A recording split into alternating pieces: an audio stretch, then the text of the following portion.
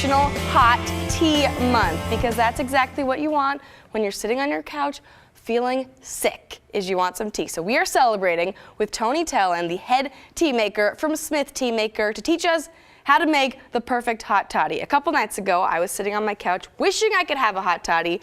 However, the one thing the doctor had given me was Robitussin with codeine.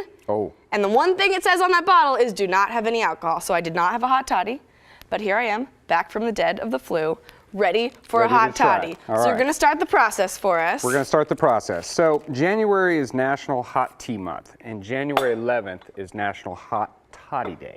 See, and I was sick for it, so I couldn't celebrate. And so we like doing hot tea toddies. Yeah. And this is a recipe I'll show you that we worked with Bullet bourbon on.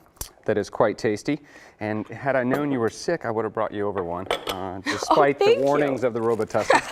But first you want to steep tea, traditionally. And what we're going to do is we just have our, we have 2 sachets of our Earl Grey, what we call Lord Bergamot. Ooh. And we're going to let that steep for a period of time. Ooh, I smell it. And then normally, even with my stuffed up nose, I can smell it. There you go. It opens up the senses. And how long do you steep it for? For 5 minutes, like a traditional cup of tea. And you can, accelerate the process if you're in a rush. Sometimes you just can't wait to experience it, right? So normally a hot toddy is whiskey or bourbon mixed with, lemon juice. Usually there's cloves and cinnamon and those warm winter spices. And the beautiful thing about the this warm drink is that if you don't have cloves, you can substitute something else, mace or nutmeg, and just something that drives home that kind of winter, Christmas, warm, pie-like spice, right? But for this one, we're going to do a little bit of a unique twist.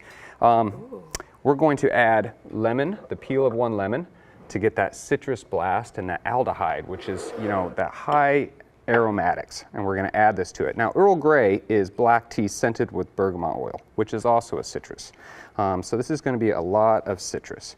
I was at the grocery store the other day. They were doing this whole citrus tasting, and they had bergamot oranges or whatever they were. And that was the first time I'd had your tea many times. Yeah. I was like, oh, this is an actual fruit. Okay. Yeah. And then you're going to want to sweeten it. Usually a light honey. Today we're going to use agave nectar, which is just a very similar sweetener to honey, but a little less floral.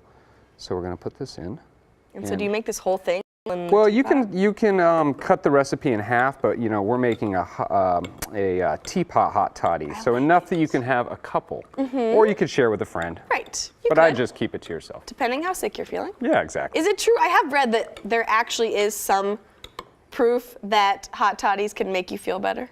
Well, I mean, lemon and honey, if you think about it, is you could take the alcohol out of it and it's quite good. But the alcohol makes you feel better about yourself while you're you're drinking it. We can tell ourselves that. So, rye whiskey. This is one of my favorites. If you want to do something more local, the guys over at House Spirits make a wonderful whiskey for this occasion. So Wayward is also a great choice. But this rye whiskey has little hints of vanilla, which is quite nice to this.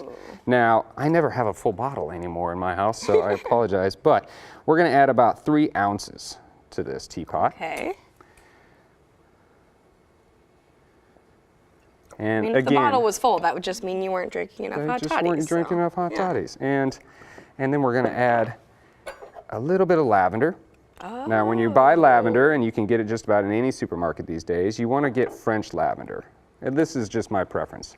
English lavender is kind of soapy and a little too perfumed. And then we're going to add a little bit of pink peppercorn. And that just gives it a little bit of spice and a little bit of a bite that kind of helps cut through some of that sweetness in that syrup, right? And then we're just going to let that sit for a period of time.